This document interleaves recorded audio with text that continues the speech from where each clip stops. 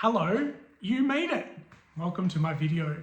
You may not have seen the intro to this series, but if you haven't, maybe go and check that out. It'll give you a little bit of what this series of videos is all about. I'm basically just going to capture a little bit of my life journey and reflect in different phases and chapters of my life. So if that's something that interests you, follow along. If not, please don't subscribe. It's not what I'm doing this for, but if people want to follow along, that is great. I found a lot of comfort in hearing other people's journeys and their stories. So I wanted to kind of start a little bit of these kind of diary style vlog videos to share a little bit about who I am and also just for myself to reflect where I have come from. So in this particular chapter, we're going to talk about a little bit more of my schooling chapters, and I'm not going to go into the nitty-gritty. This is not so much of like nostalgic. This is a little bit more about like what are the lessons and the essence that I learned during these chapters. And so schooling for me in general was pretty good. I have my fair share of maybe being left out and bullied. I was never really sportsy. I was often one of the last people to get picked when schools do that stupid thing where they get captains and stuff to pick their teammate, and it always creates this small number of people that get left to the end and makes them kind of question why they're the ones getting picked last. And it also sets the tone for others of like, oh, maybe these people are no good and I should pick them last too if I'm ever captain. But anyway, I've had my fair share of those moments where I was a little bit bullied in primary school, and not so much bullied, but more excluded. The group of friends that I was in kind of left me on my own, and I had to kind of like rediscover myself, and I made friends with people in the levels below me. I went to a very small school, so there wasn't a lot of people to kind of mingle with. But in general, it was a Catholic school. My parents put me through Catholic education. And I feel like that was pretty sound. I was very much an introvert all the way up until high school, in like year 7, 8, and maybe not until year 9. And I know to the American school system that'll make no sense, but I'm here in Australia, so I'll talk that. I was very much an introvert. I kept to myself.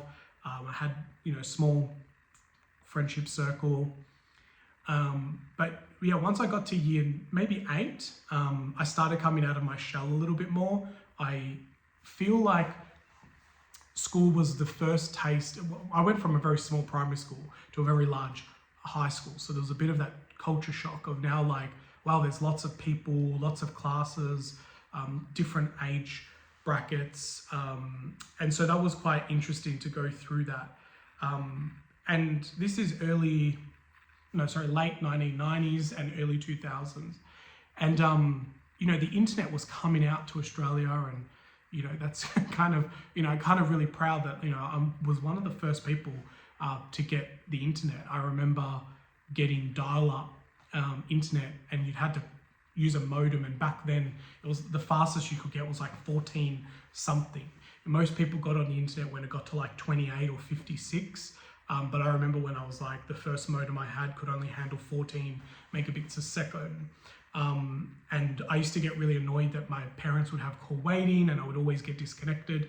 So I solved that problem with just basically ringing up the phone company and getting an extra line added to the house.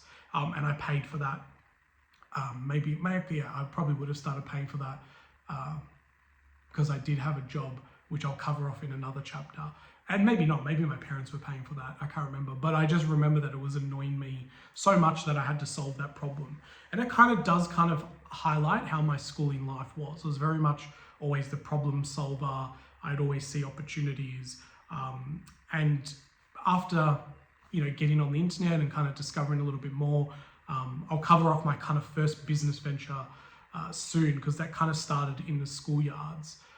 Solving a bit of a problem for friends and people I didn't know who would then come and seek me out because I could solve their problem.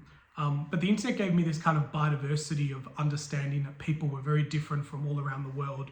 I remember watching videos and coming, along forums, and back then it was like ICQ as a chat, and MSN chat, and then Microsoft even had a chat thing, and I was in chat rooms with people all around the world, and it was kind of crazy because like going from this very small primary school to then this larger high school, and then getting the ability to plug into the internet and realizing that like you can now be connected to everyone around the world, was kind of insane, for me to be around that like 15, 16-year-old person, just discovering that we could connect globally.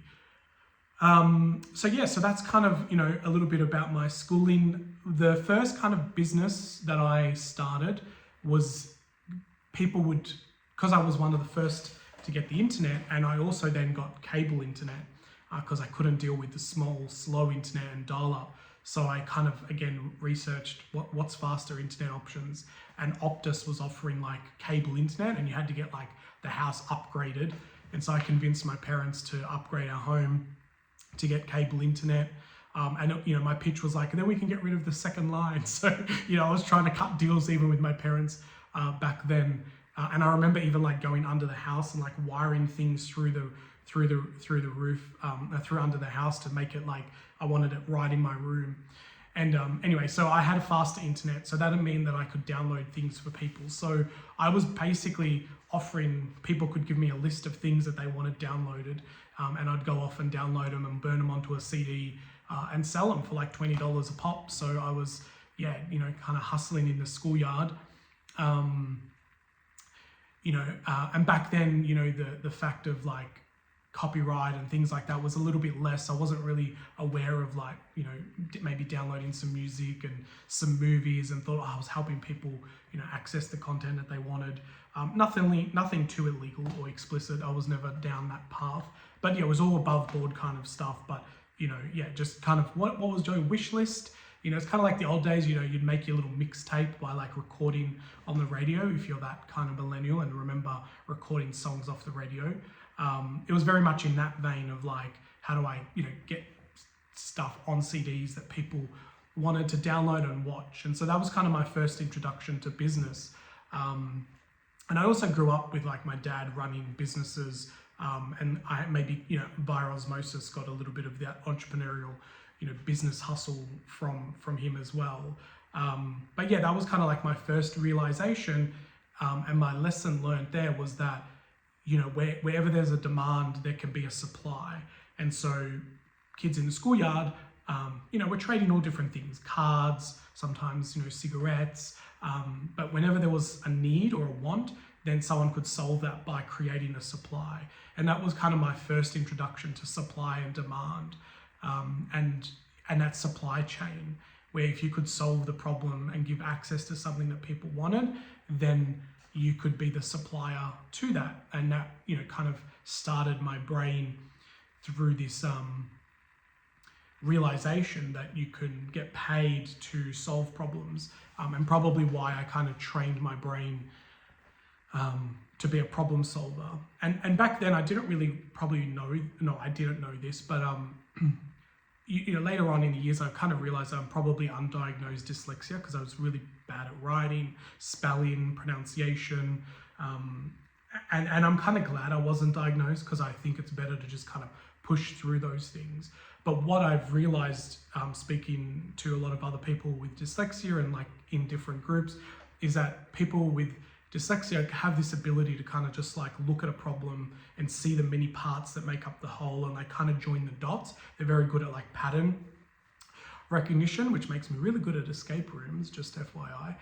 So really being able to go into a room and just look at the patterns and go, oh no, why don't we move this here? And everyone's like, wow, amazing, no one's ever thought of that. And I kind of really thought that was weird when I was young. I was like, has no one else been able to solve this? And then as I got older, I kind of realized that maybe my brain functions a little bit differently to others, and not everyone does the world the way that I do it.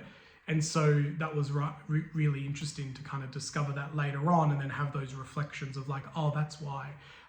And even as a young kid, I loved breaking toys apart and seeing how they work. My relatives always tell me stories where like they stopped buying me toys because I would break them.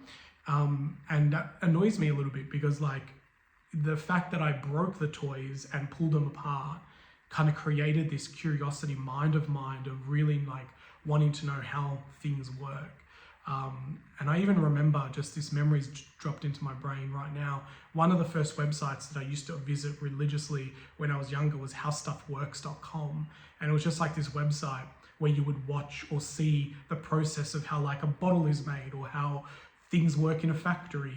I love going behind the scenes and seeing how things work. And even up until today, you know, we went on a cruise recently, and like I really wanted to go on the behind the scenes tour and seeing the engine room and how the ship works. And you know, they had sold out and I was really disappointed. And then we went to the auction by chance, and they were auctioning off a double pass, and I just kept bidding until I won it because I really wanted to go on it. So yeah, there's just opportunities and moments like that where, like, even when sometimes people say you can't or you stop and, you know, things are not possible, my brain is really wired to be like, how can I make this work, and be very solution orientated. So yeah, that's a little bit of a glimpse into like that mid-high school parts of my life. In the next video, I'm going to talk a little bit more about a more solid business that I set up. That's kind of, now that I've discovered the internet, I really got curious about coding and web pages. And so I launched my first business when I was 15, and it was a web design business. And I still have the domain name as of today. It was called Rapid Web Design.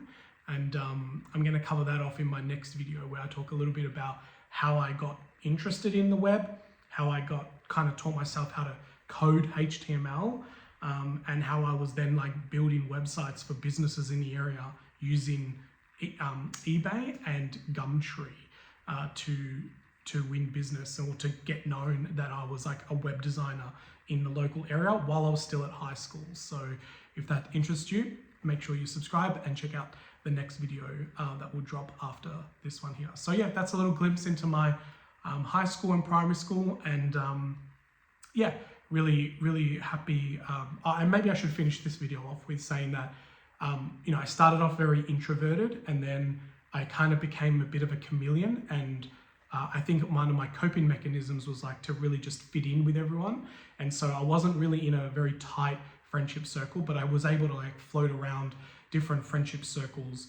And because of my behind the scenes brain, I got very interested in stage productions and was doing a lot of the behind the scenes stage manager, lighting, sound operator when we were doing school productions. And so I was always, yeah, kind of leaning more into those extracurriculum stuff rather than sports. And so my friendship circles were a little bit more around those people that were doing stage productions, theatre. But yeah, I then became the college captain, and so I was very honoured in order to like get that kind of title, because I felt like I was really someone who, yeah, mingled with a lot of different people. I wasn't in any particular clique, but was able to kind of chameleon myself into different social circles and match kind of the energy. And I think, yeah, becoming school captain was a bit of a testament to that. And up until today, I still do the same. I go into workplaces and I'm able to, you know, really reflect different groups and different roles and put on different hats, and switch gears very quickly as well. So that's another lesson, that when I reflect on my high school, like where there was early signs of me being able to kind of shift gears quickly and move from kind of one energy to another, and something I've taken with me. It probably falls under the umbrella of like emotional intelligence, like being able to walk in, read a room, match the energy, and kind of like be able to navigate whether there's you know, a good, fun, happy environment or a bit more of a disgruntled, not easy environment. But yeah, this kind of chameleon thing has been good, but it's also gotten in the way, because sometimes I feel like I've not been able to get really deep on who I am and my identity. So maybe a little bit of that down the track. But yeah, so just wanted to finish that one off with that little bit of a reminder to close off the kind of high school journey of then becoming college captain, which I was very honoured to receive, and loved you know, serving the peers, and did a very kind of good job of like fundraising that year and moving projects forward for the student bodies. So anyway, on that note, I'll leave this video here, and yeah, thanks very much for following along. I don't know if you're finding this interesting, but if you are, follow along and subscribe, but if not, I don't care. No worries. Thanks everyone.